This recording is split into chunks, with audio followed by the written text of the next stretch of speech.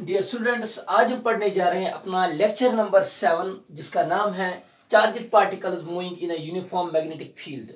ये जो टॉपिक मैं पढ़ाने जा रहा हूँ this one of the most important topic जो हम अभी आगे पढ़ने जा रहे हैं, साइक्लोट्रॉन, जो अक्सर आपके बोर्ड एग्जाम में पूछा जाता है। उसकी जो बेस है वो बेटा ये वाला टॉपिक है। अगर आपको ये वाला टॉपिक समझ आया, आप ये समझ लेना कि जो हमें साइक्लोट्रॉन आगे पढ़ना है वो हमें आराम से समझ में आएगा। उसमें जितनी भी चीज़ें हैं, जितनी भी डेरिवेशंस उसकी है, वो सारे की सारे इसी पे बेस्ड है। ठीक है, तो सबसे पहले मैं कुछ बेसिक्स आपको पढ़ाने जा रहा हूँ, उसके बाद हम जाएंगे इस टॉपिक। जब हम चार्ज को, पहले मैं चार्ज की बात करूंगा, charge is denoted by simply letter Q. जब चार्ज रेस्ट पे होती है ना तो उसको हम बोलते हैं स्टेशनरी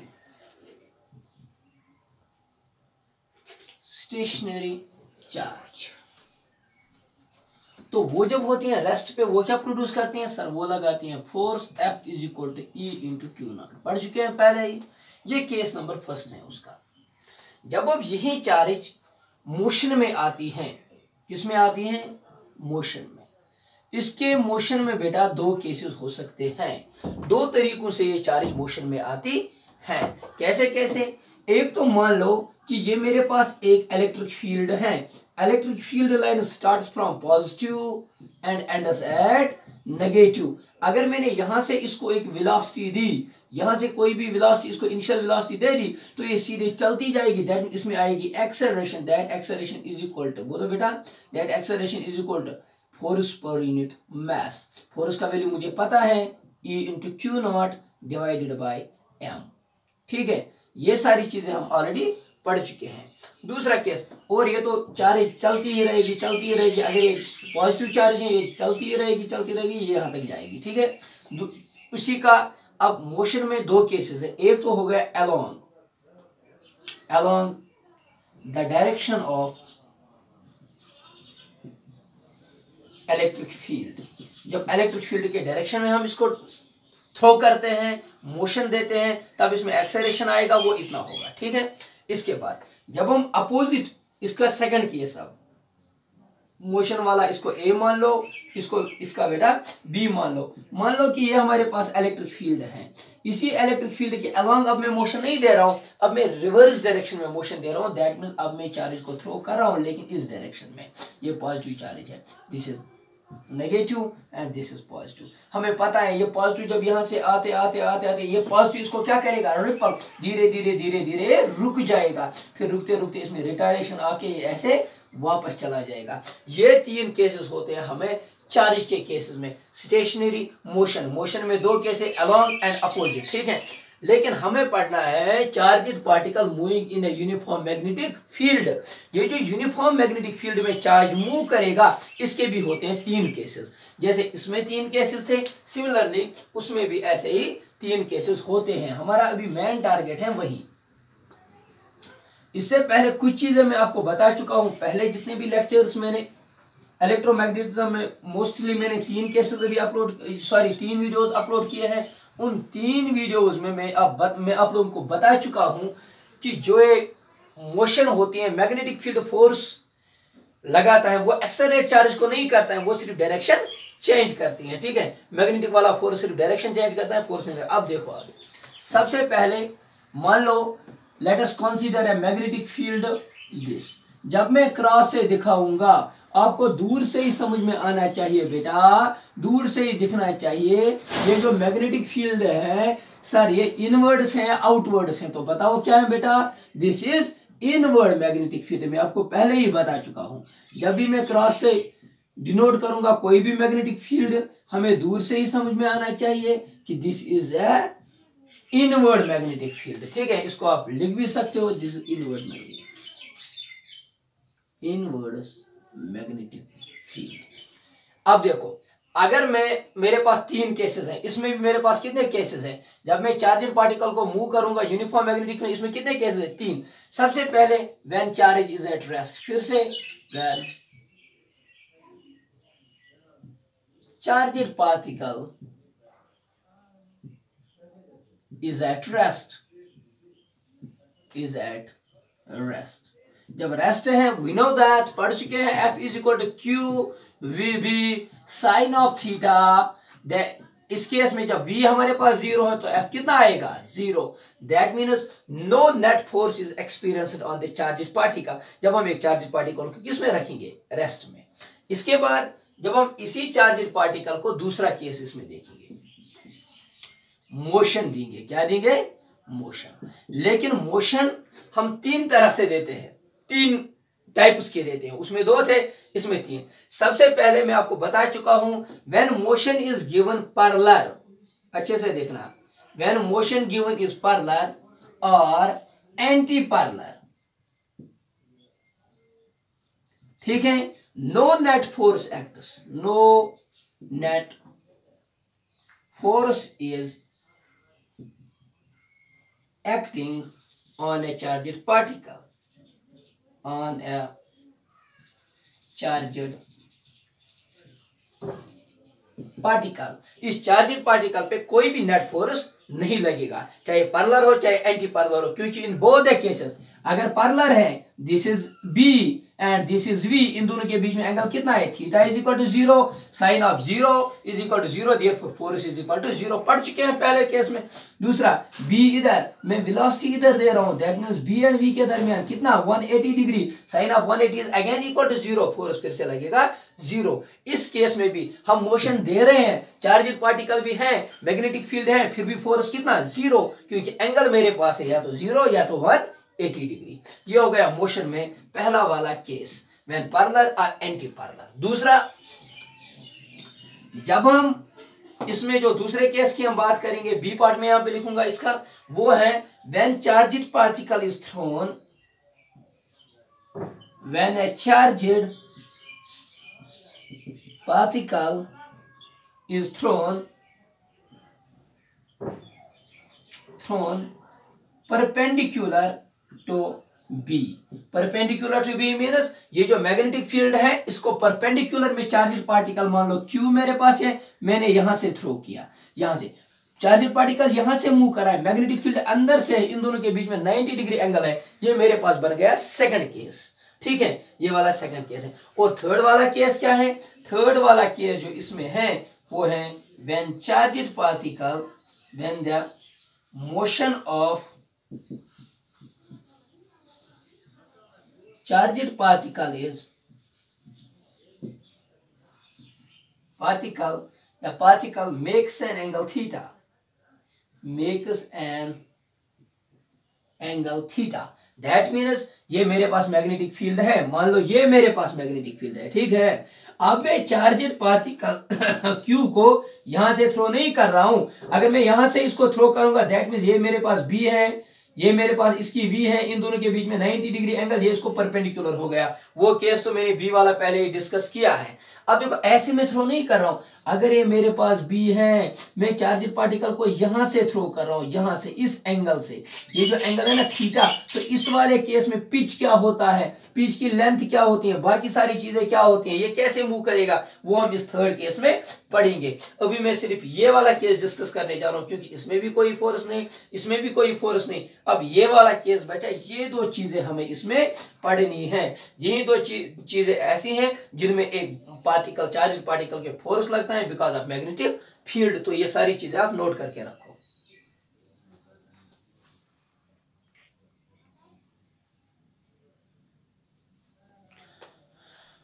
तो अब मैं आ रहा हूं, मैंने charged particle is thrown perpendicular,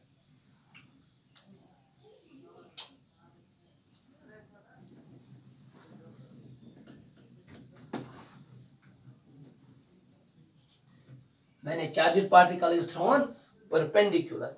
जब भी एक चार्जेड पार्टिकल को हम परपेंडिकुलर थ्रो करते हैं एक यूनिफॉर्म मैग्नेटिक फील्ड पे, इस पे क्या लगता है, फोर्स। वो फोर्स हम ऑलरेडी पढ़ चुके हैं, that force F is given by F is equal to Q V and B, और इसके साथ होगा साइन ऑफ थीटा। इसको हम लिख सकते हैं, whenever a charged particle is thrown inside a uniform magnetic field, it will experience a force, and that force is given by F is equal to QVV sin of theta। या sir ऐसे भी लिख सकते हैं, what is theta here, या ऐसे भी लिख सकते हैं where theta is angle between, बोलो, V एंड B। V और B के दरमियान कितना एंगल होता है? V हम यहां से दे रहे हैं, ठीक है, V हम यहां से दे रहे हो, B अंदर की ओर है, इन दोनों के बीच में कितने डिग्री एंगल है? 90 डिग्री। तो मैं लिख सकता हूं F is again equal to QVB, और लिख सकते हैं बेटा साइन ऑफ 90 डिग्री। कल ही मैंने आपको एक लेक्चर में बताया इनके वैल्यूज कैसे याद रहेंगे, तो अगर आपको आपने वो देखा हो या नहीं देखा होगा, sine of 90 is equal to 1, तो मैं लिख सकता हूं F is equal to QVB। इतना फोर्स इस चार्जड पार्टिकल पे लगेगा, ठीक है बेटा, ये पहली बात है। जब भी एक चार्जड पार्टिकल को थ्रो करते हैं उस पर इतना फोर्स लगेगा, ये हम ऑलरेडी जानते हैं। अब मसला यह है कि इस फोर्स की डायरेक्शन क्या होगी? जो इस चार्जड पार्टिकल जब ये मूव कर रहा है ना, इस पे जो फोर्स लग रहा है उस फोर्स की डायरेक्शन क्या है?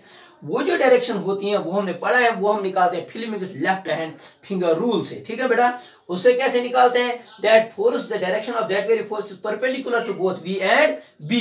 V और B जो है इसके परपेंडिकुलर उस फोर्स की डायरेक्शन होती है, ठीक है। तो याद कैसे रखेंगे? F B and I। बार बार ये प्रैक्टिस करो बेटा, पहले इसको उठाओ, F B एंड I तीनों परपेंडिकुलर एक दूसरे को, ठीक है। अब देखो B, यहाँ पे मैग्नेटिक फील्ड किधर? अंदर, ठीक है बेटा, अंदर। ये हो गया B, ये हो गया बेटा F B और I। करंट किधर? फ्लो ऑफ चार्ज किधर? इधर, ठीक है। और फोर्स किधर लगेगा? इस चार्ज पार्टिकल के यहाँ ऊपर की ओर फोर्स लगेगा। दैट मींस इस चार्ज को जब मैंने वेलोसिटी इधर की ओर दी, मैग्नेटिक फील्ड अंदर की ओर, फोर्स किधर लगेगा बेटा? ऊपर की ओर लगेगा, ठीक है। जब इसको ऊपर की ओर फोर्स लगा तो यहाँ पे सीधे नहीं जाएगा, ये थोड़ा बहुत ऐसे मुड़ेगा, ऐसे मुड़ेगा। क्यों ऐसे मुड़ेगा? क्योंकि फोर्स की डायरेक्शन ऊपर आ गई। फिर से एक बार, B किधर? F B और I। B किधर? सर अंदर, इसको अंदर की ओर हम ऐसे रखेंगे, ठीक है। और वेलोसिटी किधर? इधर, तो फोर्स किधर? ऊपर की ओर, तो ये ऐसे आएगा। जब ऊपर की ओर किसी को फोर्स, कोई इधर जाए, देखो ये इधर जा रहे, इसको ऊपर की ओर फोर्स लगा तो ये थोड़ा बहुत बेंड हो जाएंगे। जब ये यहाँ पे आया ना, फिर से मैग्नेटिक फील्ड अंदर की ओर, अब वेलोसिटी इधर की ओर, ये देखो वेलोसिटी अब इधर की ओर आ गई, लेकिन मैग्नेटिक फील्ड अंदर की ओर, देखो मैग्नेटिक फील्ड अंदर, वेलोसिटी इधर, लेकिन अब फोर्स इधर की ओर लगेगा। दैट मीन जब इधर की ओर लगा ना, ये थोड़ा बहुत ओवर बेंड हो जाएगा इधर की ओर, ठीक है। अब देखो मैग्नेटिक फील्ड अंदर, वेलोसिटी अंदर, फोर्स किधर लगेगा? इधर की ओर। दैट मीन ये फिर से थोड़ा बहुत बेंड हो जाएगा, फिर से फोर्स इधर की ओर, ये थोड़ा और बेंड हो जाएगा, फिर से और, फिर से और, तो इसकी बात सर्कल जैसी बनती है। ये आपको कैसे समझ में आएगा? देखो यहाँ पे मान लो एक नोटबुक है मेरे पास, या एक पेन है, मैंने इस पेन को यहां से दबाया, परपेंडिकुलर फोर्स इधर की ओर, तो ये पेन देखो यहां से इधर जा रहा है। जब मैंने इसको दबाया तो ये किधर जाएगा? नीचे। यहां से इधर जाना चाहता है, फिर से दबाया तो इधर आएगा। यहां से सीधे जाना चाहता है, फिर से दबाया तो इधर जाएगा। यहां से इधर जाना चाहता है, फिर से दबाया तो इधर, यहां से ऐसे। तो दैट मीन इसकी जो पाथ बनती है ना इसमें, वो बनती है जस्ट लाइक क्या? सर्कल। तो सर्कल जैसी इनकी पाथ इसमें बनती है। अब मैं इसको सीधे ड्रा करूंगा यहाँ पे, ये देखिए इसकी पाथ सर्कुलर बन जाती है, ठीक है बेटा। ये यूनिफॉर्म मैग्नेटिक फील्ड में जब हमने एक चार्जड पार्टिकल को थ्रो किया, उस चार्जड पार्टिकल की पाथ कैसी बनती है? सर्कल। मान लो कि इस सर्कल का रेडियस कितना है? R, जिसमें ये घूमता है उसका रेडियस है बेटा R। फोर्स कितना लग रहा है? ये वाला फोर्स लग रहा है, ठीक है। ये सारी चीजें आप खुद लिखोगे। Let us consider a charged particle moving inside a uniform magnetic field having charge q, ठीक है। After the direction of this force is perpendicular to both V and B। ये जो फोर्स अंदर की ओर इसको खींच रहा है ना, ये इधर जाना चाहता है लेकिन फोर्स इधर की ओर ला रहा है, ये इधर जाना चाहता है इधर की ओर। ये जस्ट लाइक वैसे ही होते हैं जैसे एक एटम की बात हम करेंगे। एटम ये है न्यूक्लियस, ये है बेटा इलेक्ट्रॉन। इलेक्ट्रॉन इधर जाना चाहता है लेकिन कोई फोर्स अंदर की ओर खींच रहा है। यहाँ पे इलेक्ट्रॉन इधर जाना चाहता है लेकिन कोई अंदर की ओर खींच रहा है। यहाँ पे इधर, कोई अंदर की ओर। दैट मींस ये जो अंदर की ओर इसको फोर्स खींच रहा है ना, this force is known as centripetal force. क्या कहता है? Centripetal force. उस सेंट्रीपिटल फोर्स का वैल्यू होता है mv² डिवाइडेड बाय r। तो मैं लिख सकता हूं this force is fulfilled, this force is balanced by the centripetal force. This force is balanced bye centripetal force, ठीक है बेटा। और सेंट्रीपिटल फोर्स का वैल्यू क्या होता है, F is equal to mv square divided by r। Most important चीज, centripetal force depend करता है mass of this electron, mass of this charged particle, velocity of this charged particle and the radius of the circle in which this body is moving, जिसमें ये move करते हैं। इन तीन चीजों पे डिपेंड करता है। ये आप 11th चैप्टर में 11th क्लास में पढ़ चुके हो बेटा। F is equal to mv square divided by r। Here F is equal to mv square divided by r. Here F is equal to QVB. On comparing, call this equation number first, call this equation number second. On comparing equation first and second, can I write that? On combining equation number first and equation number second, we get हमें क्या मिलेगा, F is equal to mv square divided by r, F is equal to QVB। तो मैं लिख सकता हूँ mv square divided by r is equal to QV and B। ठीक है, जो मोस्ट इंपॉर्टेंट, अगर ये चीज आपको समझ में आई, जितनी भी हमारी डेरिवेशंस हैं, जितनी भी हमारी चीजें हैं जो हमें पढ़नी है, वो सारी की सारी फिनिश हो गई। मान लो कि वो सारी की सारी यहीं पे खत्म हो गई। ये नोट करो यहां तक।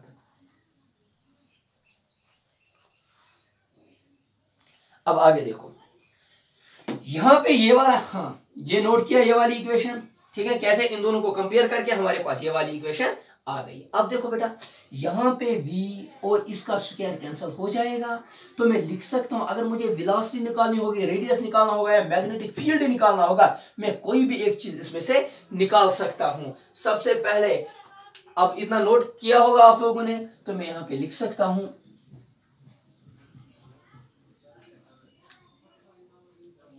इसीलिए मैंने आपको 11th में ही बताया था, centripetal force and centrifugal force both are not fundamental forces. Why? Because the cause of these forces are fulfilled by some another force. इसकी जो cause, जो उसको वजूद में लाता है, वो ये वाला फोर्स है, इसीलिए ये फंडामेंटल फोर्स नहीं होता है। तो मैं लिख सकता हूं mv square divided by r is equal to qvb. This is our basic equation for all the derivations. अब देखो, v square, इसका बेटा स्क्वायर और ये वाला v क्या हो जाएगा, कैंसल आउट हो जाएगा। यहां पे बचेगा only mv divided by r is equal to q into B. v को निकालो, v इज इक्वल टू बेटा qb, और ये r मल्टीप्लाई हो जाएगा divided by m। This is expression for the velocity of this charged particle. जिसकी जो इसकी वेलोसिटी आएगी ना, वो वेलोसिटी किसके बराबर होगी, अगर चार्ज का वैल्यू आपको पता होगा, charge of electron 1.6 × 10⁻⁻⁻19 coulomb, mass of 1.67 × 10⁻⁻27, ठीक है, या इलेक्ट्रॉन की 9.11 × 10⁻31 kg। तो ये सारी चीजें अगर आपको पता होगी ना, हम वेलोसिटी आराम से निकाल सकते हैं। बात समझ में आ रही है। लेकिन यहाँ पे और एक चीज आई, और एक चीज की बात हुई। सर कौन सी चीज की बात हुई, यहाँ पे Q बाय m, इसको हम बोलते हैं specific charge ratio. Specific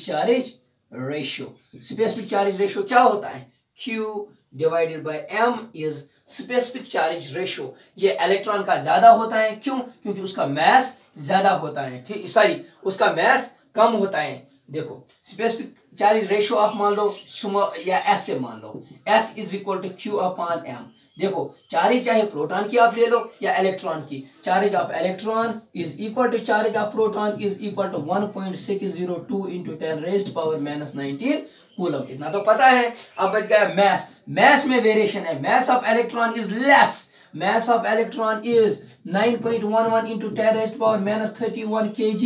Mass of proton is 1.67 into 10⁻27 kg. That means जो mass of proton है ना, वो ज्यादा है, mass of electron कम है। जिसका mass कम है, ठीक है, उसका स्पेसिफिक चार्ज रेशियो ज्यादा होगा, जिसका ये ज्यादा है उसका ये कम रहेगा। दैट मींस इलेक्ट्रॉन, मैं लिख सकता हूँ specific ratio of electron, mass कम और ये होगा ज्यादा, and specific as compare to specific charge ratio of proton. ये भी नोट करके रखो, ठीक है। तो अगर मैं इसमें एक प्रोटॉन को थ्रो करूंगा, क्वेश्चन को समझना, अगर मैं इस मैग्नेटिक फील्ड में एक प्रोटॉन को थ्रो करूंगा और इसी मैग्नेटिक फील्ड में मैंने एक इलेक्ट्रॉन को थ्रो करूं, तो बोलो बेटा वेलोसिटी किसकी ज्यादा आएगी, इस इक्वेशन को देख के बोलो। देखो Q by m is what, specific charge ratio. तो मैं लिख सकता हूं V is equal to S B and R. What is S? S is specific charge ratio. अब देखो स्पेसिफिक चार्ज रेशियो किसका ज्यादा? इलेक्ट्रॉन का। दैट मींस वेलोसिटी ज्यादा इलेक्ट्रॉन की आएगी, इलेक्ट्रॉन ज्यादा तेज घूमेगा एज कंपेयर टू प्रोटॉन। ठीक है, अब आगे देखो, ये भी समझ आया होगा।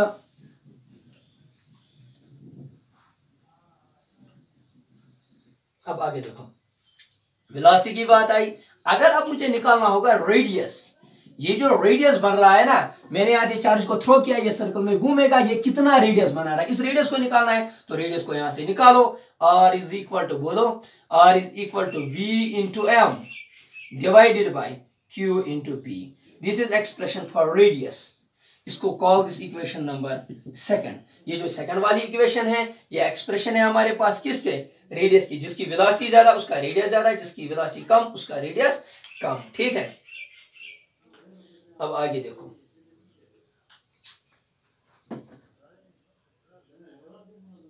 ये भी समझ में आया ही होगा, ये भी समझ में आया।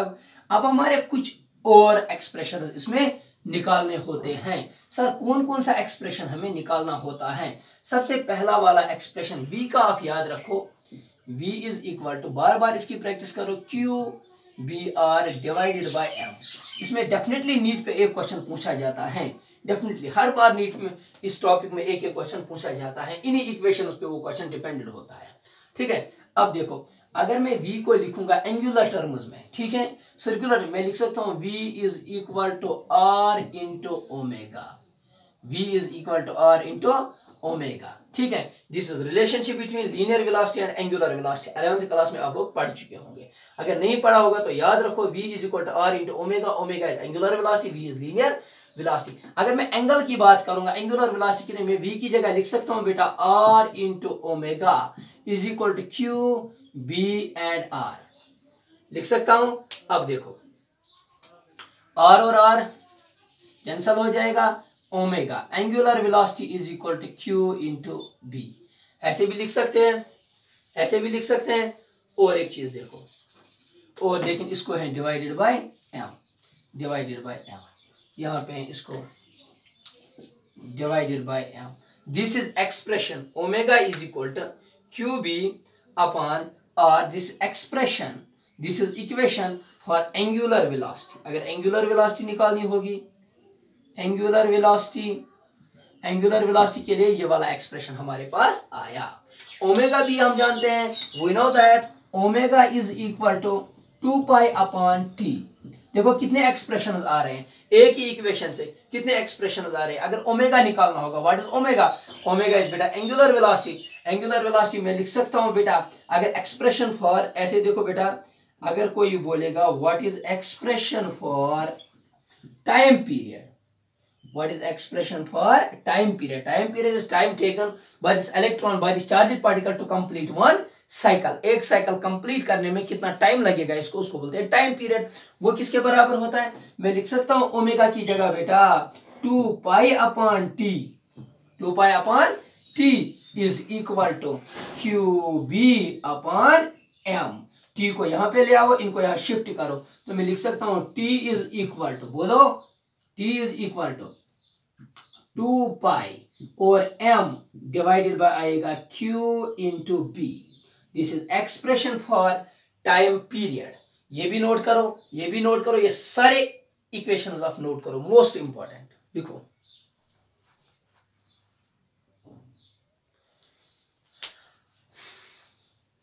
मैथ ज्यादा, टाइम ज्यादा लगेगा। ठीक है, चार्ज तो सेम ही रहेगा इलेक्ट्रॉन प्रोटॉन की। इसमें बहुत सारे कॉन्सेप्चुअल क्वेश्चन आते हैं। अल्फा पार्टिकल, ठीक है, हीलियम डाइपॉजिटिव अल्फा पार्टिकल, और हमने एक इलेक्ट्रॉन को थ्रो किया या प्रोटॉन को थ्रो किया और अल्फा पार्टिकल को थ्रो किया, बोलो टाइम पीरियड ज्यादा किसको लगेगा? चार्ज को देखिए आप पता कर सकते हो, मैथ को देखिए आप पता कर सकते हो, मैग्नेटिक फील्ड अगर कांस्टेंट रहेगा। ये इक्वेशन नोट करो। इसके बाद एंगुलर वेलोसिटी, फ्रीक्वेंसी, सारी चीजें, वेलोसिटी भी समझ में आई बेटा। अब देखो, अगर आपको कोई बोलेगा फ्रीक्वेंसी के लिए क्या एक्सप्रेशन आएगा, हम लिख सकते हैं ऐसे, वी नो दैट, अच्छे से देखना, हम लिख सकते हैं बेटा वी नो दैट फ्रीक्वेंसी जो न्यू होता है ना, वो होता है 1/t। फ्रीक्वेंसी किसके बराबर होता है 1/t। तो मैं यहाँ पे लिख सकता हूँ न्यू इज इक्वल टू, जो टाइम पीरियड का एक्सप्रेशन आया ना इसको उल्टा करो, वो आएगी फ्रीक्वेंसी। तो वो किसके बराबर आएगा बेटा QB upon 2/m। Am I right बेटा? This is expression for frequency. देखो जिसकी मैथ ज्यादा टाइम पीरियड ज्यादा, जिसकी मैथ ज्यादा फ्रीक्वेंसी कम। बात समझ में आ रहा है? इसका रिवर्स उल्टा हो रहा है, QB ऊपर QB डिवाइड में। ये सारी चीजें अब आपको खुद समझ में आई होगी। लिखा यहां तक। अब और एक एक्सप्रेशन कहीं पे पूछा जाता है, expression for kinetic energy. Expression for kinetic energy. Kinetic energy क्या होती है? Kinetic energy is equal to, यहां पे लिख सकते हो पहले आप, expression for kinetic energy. Expression for kinetic energy, ठीक है। Kinetic energy is given by, बोलो इसकी basic equation sir, half of mv square. कोई शक बेटा? कोई शक? वेलोसिटी की इक्वेशन बोलो, वेलोसिटी की इक्वेशन बोलो, mv divided by r is equal to qvb, और qb आएगा v is equal to qbr divided by m, ठीक है। ये हमारे पास वेलोसिटी की एक इक्वेशन आई थी पहले जो हमने डिराइव की थी। तो मैं लिख सकता हूं kinetic energy is given by half of m को ऐसे रखो, this is mass of the particle. Velocity की जगह ये लिख सकता हूं this is qbr divided by m, लेकिन ये वेलोसिटी का स्क्वायर, तो इसको क्या आएगा बेटा square. This is expression for kinetic energy. ये यहाँ पे काइनेटिक एनर्जी का एक्सप्रेशन था। तो ये सारी चीजें आप लोगों ने नोट की होगी, फ्रीक्वेंसी का एक्सप्रेशन, वेलोसिटी का एक्सप्रेशन, और काइनेटिक एनर्जी का, और टाइम पीरियड का, और एंगुलर वेलोसिटी और लीनियर वेलोसिटी, ठीक है। दोनों चीजों के आपने एक्सप्रेशंस देखे होंगे। ये सारी चीजें बेटा आप नोट करो, इनको प्रैक्टिस करो, इनको बार बार देखो, ताकि यही सारी जितनी भी डेरिवेशंस मैंने यहाँ पे निकाली वो सारी की सारी हमें यूज होंगे साइक्लोट्रॉन में, जो साइक्लोट्रॉन बहुत ज्यादा इंपॉर्टेंट है आपके सिलेबस के लिए, ठीक है। ये नोट करो आप लोग। और एक चीज मैं यहाँ पे आपको कहने जा रहा हूं, ये जो मैंने पहले बोला इस पे सिर्फ प्रैक्टिस करो। ये वाला Fleming's left hand rule, B देखो कहां से है सर, बी यहाँ पे अंदर की ओर है, ठीक है। वेलोसिटी किधर? इधर, तो फोर्स किधर लगेगा? इधर, ठीक है। फिर जब ये यहाँ पे आया ना, देखो आप ऐसे मान लो कि एक बंदा यहाँ पे है, इसने हाथ में लिया रस्सी, उस रस्सी को ये घुमा रहा है, तो ये कैसे घूमती है? सर्कल में ऐसे घूमती है। देखो यहाँ पे इसकी वेलोसिटी इधर होती है, इसको फोर्स इधर लगता है, लेकिन ये इधर की ओर जाता है। वैसे यहाँ पे इधर की ओर वेलोसिटी, इधर की ओर फोर्स, तो ये बीच में चला जाता है। सिमिलरली यहाँ पे भी वही होता है। जो इसकी फाइनली ट्रेस होती है ना, वो होती है सर्कुलर ट्रेस, ठीक है बेटा, सर्कुलर ऑर्बिट होती है। तो थैंक यू।